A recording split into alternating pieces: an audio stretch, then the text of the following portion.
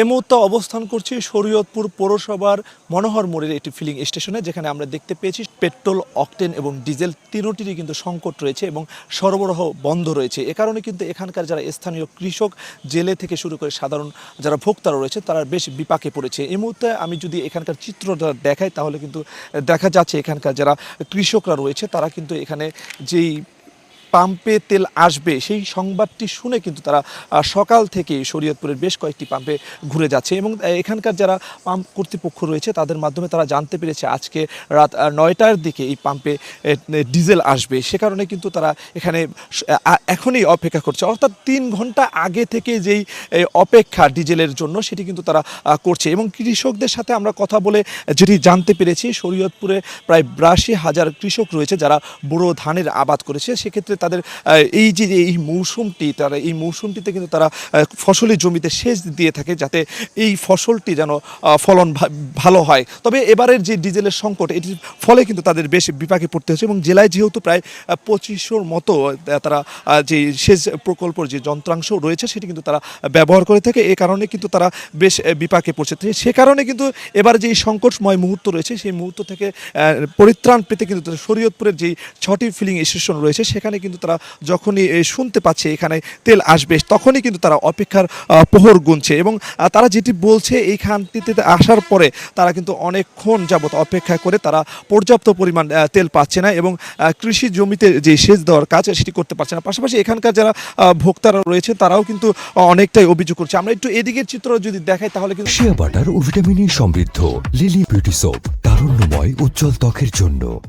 দেখা যাচ্ছে এখন পর্যন্ত তারা অপেক্ষা করছে ডিজেল নেওয়ার জন্য। আমরা একজন কৃষকের সাথে কথা বলার চেষ্টা করি। আপনি কতক্ষণ যাবত এই পাম্পে অবস্থান করছেন এবং কি ধরনের সমস্যা হচ্ছে আপনাদের কৃষি কাজ করতে?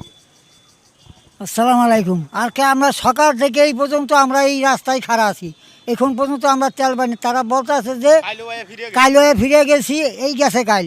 হ্যাঁ বলতে আছে যে পাম্পের তেল নেই, আসলে আমরা দেবো, না আসলে আমরা দিতে পারবো না। কারণ আমরা তো কৃষক, আমাকে ওই পাট বুনতে হয়, ওই বোলকের নদীতে আমরা মেশিন বয়েছি, এনে তেল লাগে। ওই আমাদের টিলার দেওয়া জমি চইয়া পাট বুনতে হয়, পাট খেতে পানি যায়, আমরা তেল পাইতেছি না। আছি সরকারের কাছে কি চাচ্ছেন? আমরা সরকার সাহায্য চাইছি, এই যে তেলের জন্য আমরা সহযোগিতা চাই। আমরা আরেকজন কৃষকের সাথে কথা বলার চেষ্টা করি। আপনি এই পাম্পে কতক্ষণ যাবত অপেক্ষা করছেন? আপনাদের কি ধরনের সমস্যা হচ্ছে? এই পাম্পে আমি যাবৎ 2 ঘন্টা যাবৎ আমি দাঁড়াই আছি তেলের জন্য। আরও 2 দিন আসছি পাইনিকা তেলের জন্য। আমি এই যে ব্লক ম্যানেজার, আমি পানিতে পাতাছি না।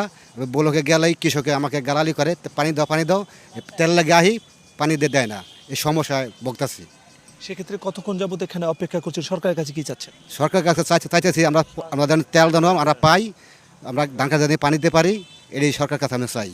ধন্যবাদ আপনাকে। আমরা যদি এদিকের পিছনের চিত্র দেখাই, ইতিমধ্যেই কিন্তু যে কৃষকরা রয়েছে তারা কিন্তু এখানে অপেক্ষা করছেন ডিজেল নেওয়ার জন্য এবং তাদের বেশ অভিযোগ রয়েছে। তারা বলছে যে পরিমাণ পর্যাপ্ত তাদের ডিজেল প্রয়োজন সেটি কিন্তু পাচ্ছে না। তবে এদিকে আমরা দেখতে পেয়েছি প্রশাসনের পক্ষ থেকে, কৃষি সম্প্রসারণ অধিদপ্তরের পক্ষ থেকে একজন ট্যাগ অফিসার নিয়োগ করা হয়েছে। যারা কৃষক রয়েছেন তারা যেন ডিজেলটি পর্যাপ্ত পরিমাণ পায় সেক্ষেত্রে কিন্তু তারা দেখভাল করছে যেন অসাধু কোনো লোক এখান থেকে কৃষক ব্যতীত তেল নিতে না পারে। তবে আমরা দেখতে পেয়েছি পণ্যবাহী যে গাড়িগুলো রয়েছে, পাশাপাশি ব্যক্তিগত গাড়ি, তারা নিয়ে কিন্তু তেলের অপেক্ষায় বসে রয়েছে এবং যারা বাইক চালকরা রয়েছে তারাও কিন্তু প্রতিটি ফিলিং স্টেশনে যাচ্ছেন এবং তেল সংগ্রহ করার চেষ্টা করছেন। তবে এখানে যেই পাম্প কর্তৃপক্ষ রয়েছে তাদের একটি দীর্ঘদিনের অভিযোগ ছিল যে তেল নিতে আসলে তাদের বেশ সমস্যা করতো। যারা বাইক চালকরা রয়েছে তারা কিন্তু বিভিন্ন সময় এক পাম্প থেকে তেল নিয়ে যাওয়ার পরে আরেক পাম্পে গিয়ে তারা তেল সংগ্রহ করতো। তবে এক্ষেত্রে কিন্তু তাদের এই সমস্যা নিরসনের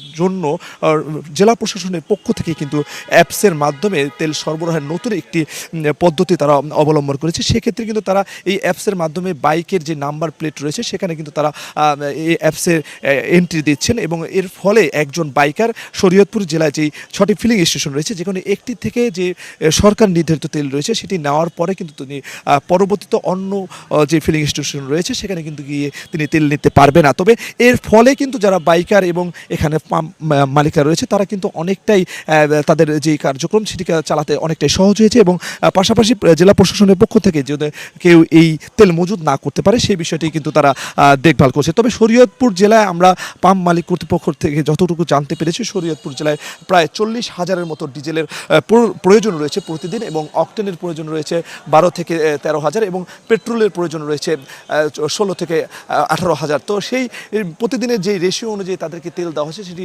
তুলনামূলক অনেকাংশে কম দেওয়া হচ্ছে, প্রায় 25 থেকে 30% তেল তাদেরকে দেওয়া হচ্ছে, যার ফলে তারা ভোক্তাদের যে পরিমাণ তেল প্রয়োজন সেটি কিন্তু তারা দিতে পারছে না। তবে এখানকার যারা রয়েছেন সাধারণ জনগণ থেকে এই যে কৃষক জেলেরা রয়েছে তারা কিন্তু প্রতিদিনই এই তেলের জন্য প্রতিটি পাম্পে হুমড়ি খেয়ে পড়ছে এবং তারা কিন্তু যতটুকু প্রয়োজন তেল তার চেয়ে বেশি নেওয়ার যে চেষ্টা সেটি কিন্তু তারা করার চেষ্টা করতে। প্রশাসনের পক্ষ থেকে আমরা দেখতে পেয়েছি প্রতিটি ফিলিং স্টেশনে আইন শৃঙ্খলা বাহিনীর সদস্যদের নিয়োজিত করা হয়েছে যাতে কোনো বিশৃঙ্খলা সৃষ্টি না হয়। এবং জেলা প্রশাসন মিস তাহসিনা বেগম আমাদের সাথে কথা হয়েছে, তিনি আমাদেরকে যেটি জানিয়েছে শরীয়তপুর যে ফিলিং স্টেশন রয়েছে যদি কোনো অসঙ্গতি থেকে থাকে, কেউ যদি অভিযোগ করে থাকে তাহলে কিন্তু তিনি আইনগত ব্যবস্থা নেবে এবং নির্বাহী ম্যাজিস্ট্রেটদের মাধ্যমে কিন্তু ইতিমধ্যে কয়েক জায়গায় যারা তেল জব্দ করেছে তাদের আইনি যে প্রক্রিয়ার মাধ্যমে তাদের কিন্তু সাজার যে প্রদান সেটি কিন্তু তিনি করেছে। তবে এখানকার যারা রয়েছেন সংশ্লিষ্ট বিষয়টি যে তেলের সংকট সেটি বিষয়ে কিন্তু সচেতন নাগরিক যারা রয়েছে তারা একটি কথাই বারবার বলছেন যে এই তেলের সংকট নিরসনের ক্ষেত্রে সবাইকে সচেতন হতে হবে, সচেতনতা বৃদ্ধি করতে হবে, এই বিষয়টিতে কিন্তু তারা জোরদার করেছে। তো এই ছিল আমার কাছ থেকে শরীয়তপুরের তেল সংকট নিয়ে সর্বশেষ তথ্য।